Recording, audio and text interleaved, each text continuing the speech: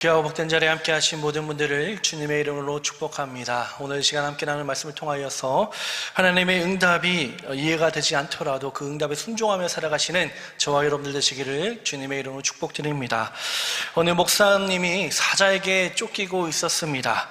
목사님은 사력을 다해 도망갔지만요, 사자를 어떻게 이길 수가 있었을까요? 점점 힘이 빠지고 지쳐만 갔습니다. 결국 사자가 자신의 바로 뒤까지 바짝 쫓아오게 된 거예요. 목사님은 절박한 심정으로 하늘을 향해서 기도하기 시작합니다. 하나님, 저의 신앙심을 아신다면, 저의 노고를 아신다면 저 사자를 예수 믿게 해주세요. 목사님이 기도한 거예요. 그런데 신기하게도 사자가 뛰던 걸음을 멈추는 게 아니겠습니까?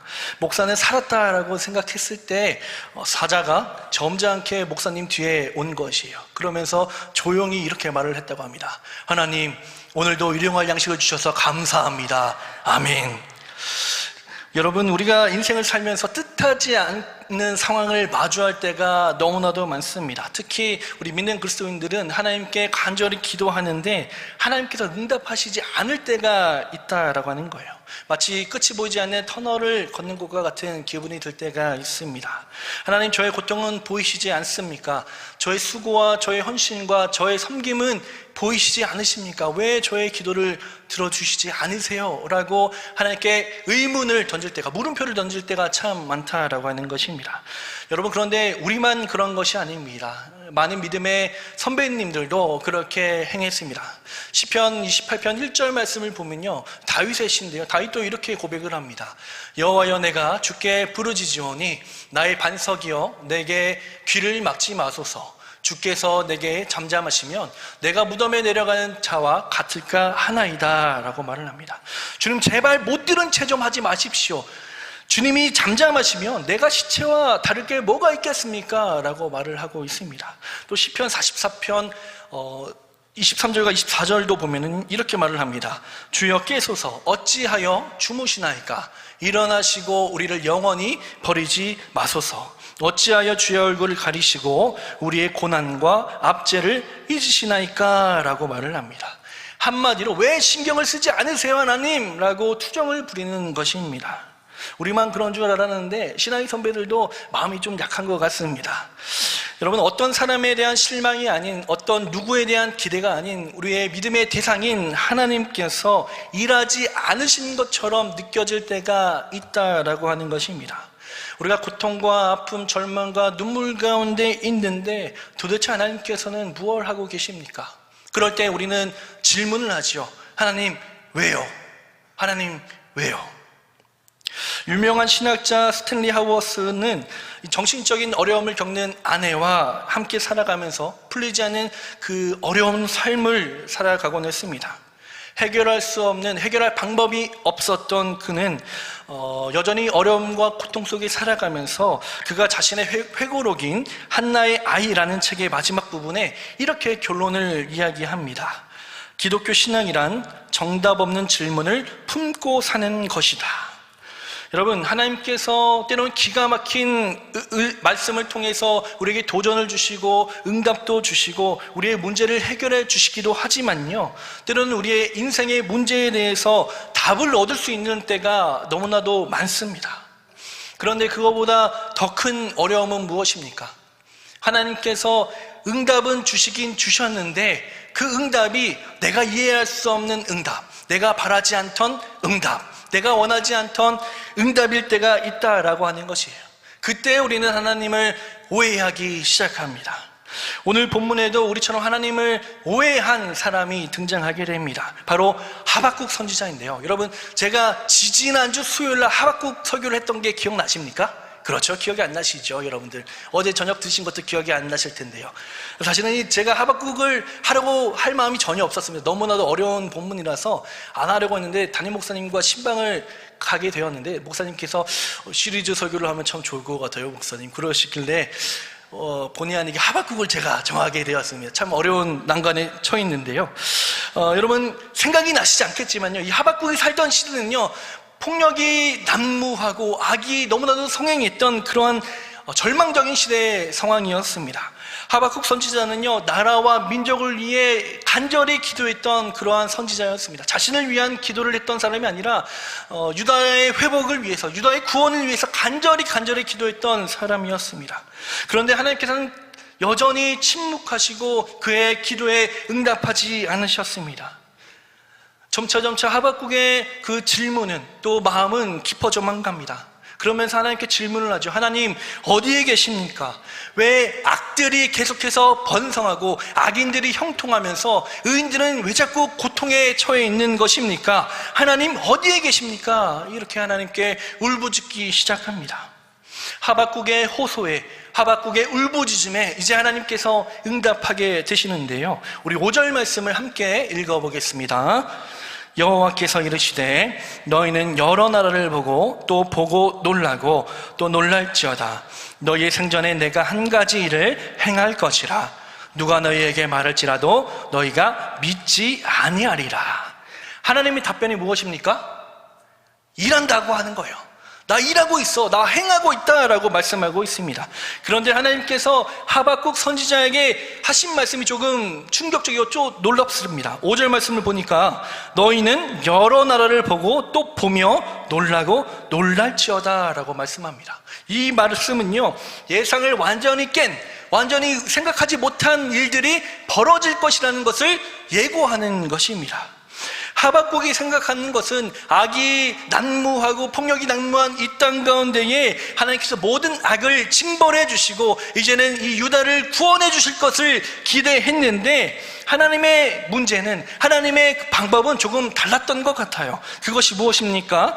6절 말씀을 보니까 보라, 내가 사납고 성급한 백성 곧 땅이 넓은 곳으로 다니며 자기의 소유가 아닌 거처들을 점령하는 갈대아 사람을 일으켰나니 라고 되어 있습니다. 여러분, 누구를 일으켰나요? 갈대아 사람입니다. 갈대아 사람이 어떤 사람이죠?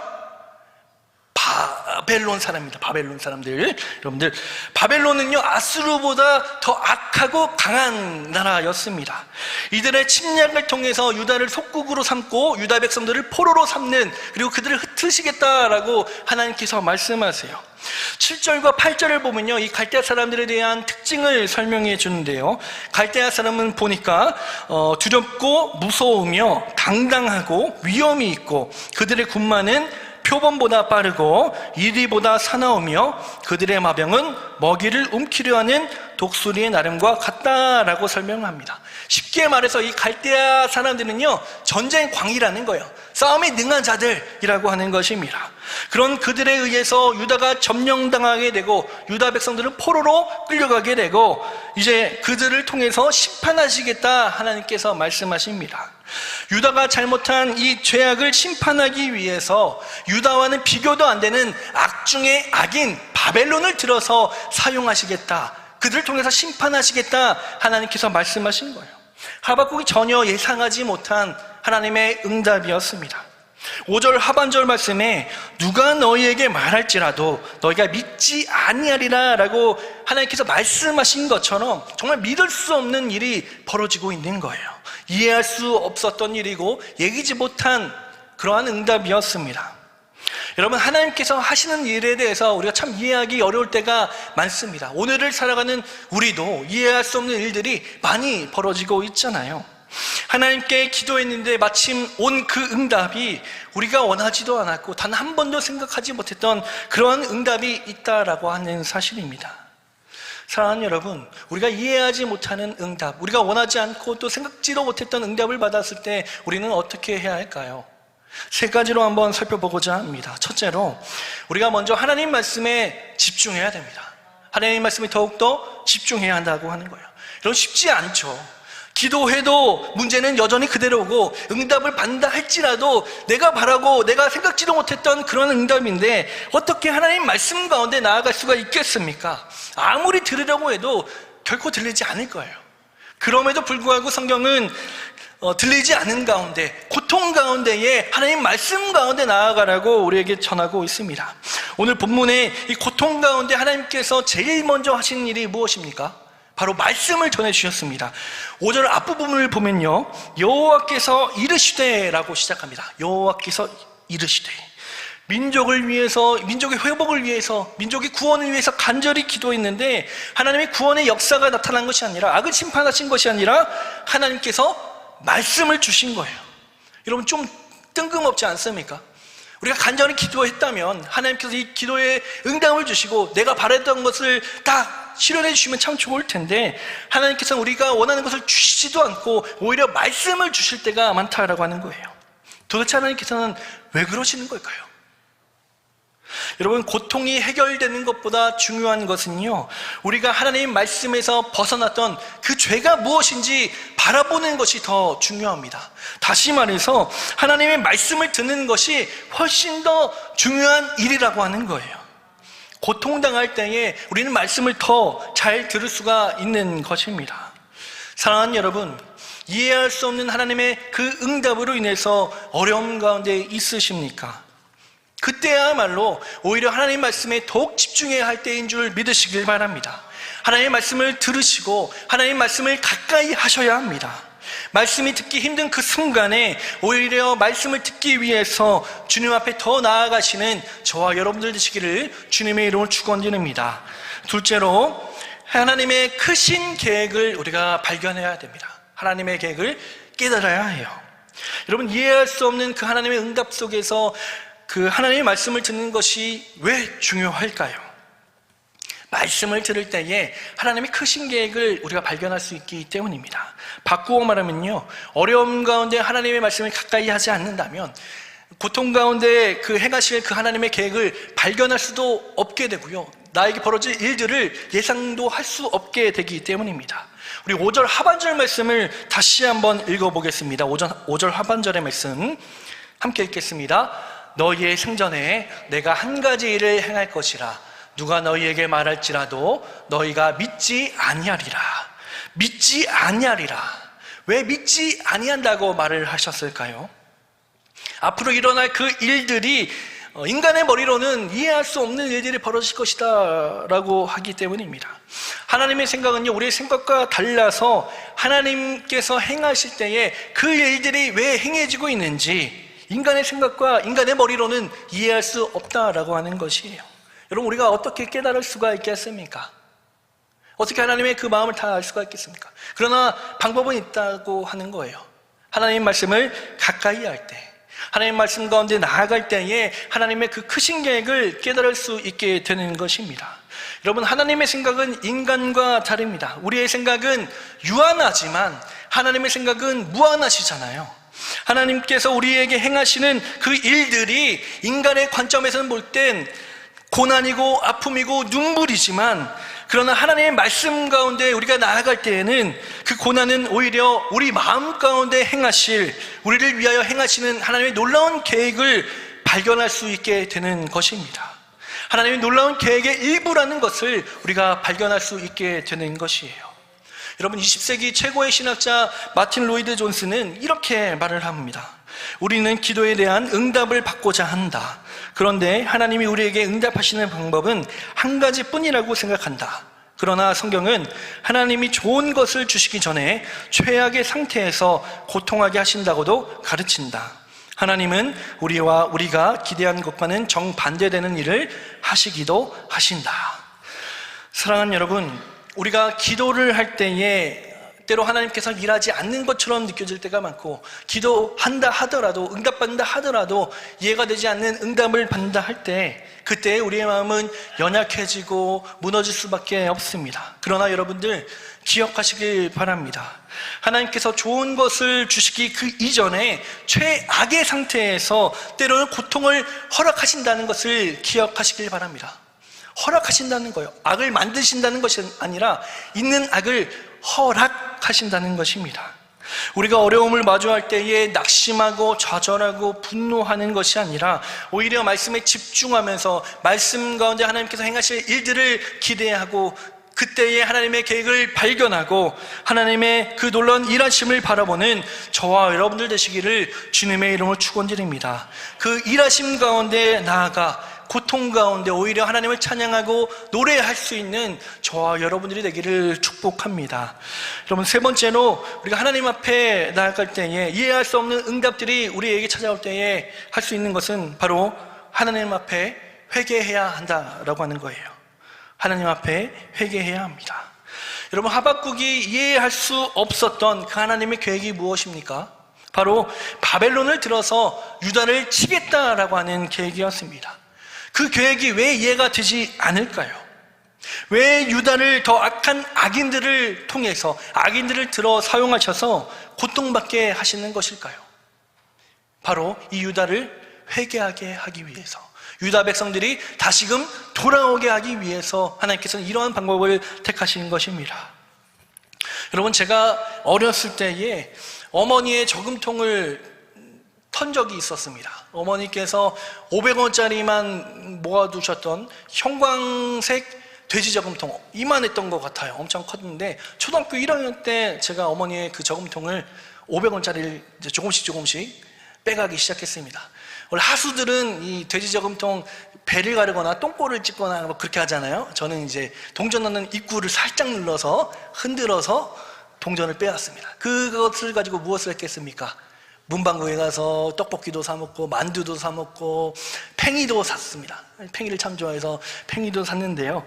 그러다 이제 꼬리가 길면 잡히지 않겠습니까? 어머니께서 아신 거예요. 왜냐하면 못 보던 팽이가 계속해서 생겨나니까요. 엄마가 사주지도 않으셨는데. 그러니까 이제 아버지랑 어머니께서 저를 추궁하기 시작합니다. 대원아, 이 팽이가 어디서 난 거니? 혹시 너가 저금통에 손을 댔니? 제가 뭐라고 했을까요? 아니요? 무슨 소리입니까, 어머니? 아니, 그때는 안 했겠죠. 초등학교 1학년이니까. 아닙니다. 라고 말을 했습니다. 그때는 제가 엄마, 아빠가 속았다라고 저는 생각을 했습니다. 그런데 그 버릇이 못 고쳐진 거예요. 어머니께서 그냥 좋게 말하고 넘어가니까요. 제가 또 시간이 지나서 신상팽이를 보고, 문방구에 나와 있는 그 신상팽이를 보고 그 유혹을 참지 못하고 어머니의 그 형광색 저금통에 손을 대기 시작합니다. 또 야금야금 털어서 신상팽이를 샀습니다. 이제는 걸리게 되었어요. 어머니께서 제가 무엇을 잘못했는지 말로써 정신교육을 하신 후에 2차로 이제 아버지의 마사지가 시작되었습니다. 아버지께서 육체적인 교육이 시작되었습니다. 동전을 빼간 만큼 맞았어요. 시원하게 뒤끝 없이 후련하게 맞았습니다. 여러분, 자식이 말을 해도 듣지 않는다면 어떡하죠? 결국 매를 들게 됩니다. 왜일까요? 그 아들이 싫어서 그럴까요? 그 자식이 미워서 그런 것일까요? 아니에요. 사랑해서예요. 사랑해서. 이 아이가 나쁜 길로 간다면 안 되기 때문에 사랑하는 마음으로 올바른 길로 가게 하기 위해서 매를 든 것이지요. 지금 하나님께서는요, 바벨론을 들어서 유다를 치게 하신 것은 바벨론이 이뻐서가 아니에요. 바벨론, 그 악한 것을 사용해서 이 유다가 정신 차리기를, 회복하기를 바라는 마음으로 이 악을 사용하시는 것입니다. 그리고 바벨론을 어떻게 하실까요? 바벨론을 계속해서 사용하실까요? 아닙니다. 우리 11절 말씀을 함께 볼까요? 11절 말씀 함께 읽어보겠습니다. 그들은 자기들의 힘을 자기들의 신으로 삼는 자들이라. 이에 바람같이 급히 몰아 지나치게 행하여 범죄하리라. 이게 무슨 뜻인지 잘 이해가 되지 않죠? 그래서 표준 세번역으로 다시 한번 읽어보겠습니다. 그러나 제 힘이 곧 하나님이라고 여기는 이 죄인들도 마침내 바람처럼 사라져서 없어질 것이다. 하나님께서 바벨론을 바람처럼 사라지게 하신다라고 말씀하고 계십니다.